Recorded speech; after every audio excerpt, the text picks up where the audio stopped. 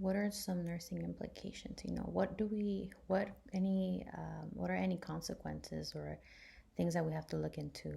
Based on the information I've seen, many of the youth may not follow up, with the same nurse. Maybe they're moved somewhere further away. Maybe they go back to their biological parents.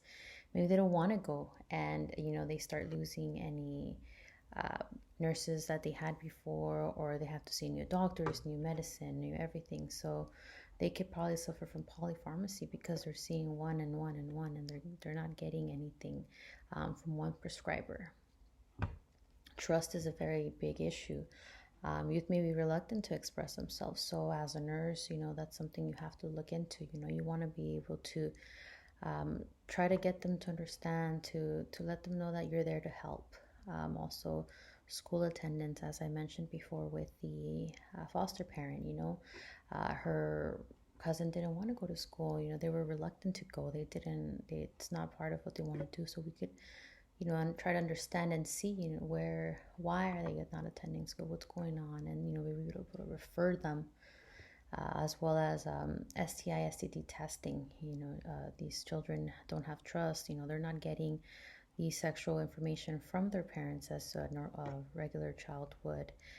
They're just being, going here and there and getting information maybe from the internet, from people, from friends. We don't really know. Something to look into is also mental health. A lot of these youth are suffering from much neglect, abuse, emotional and physical problems, and mental health, sadly and unfortunately, is affected.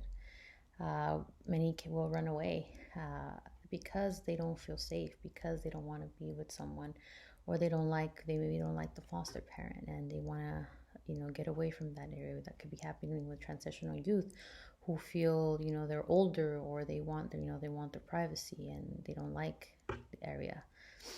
And we have to worry about any health concern. Youth may not be getting the care, or may not be disclosing these problems because, again, they don't feel the trust. They don't feel that they can talk with someone.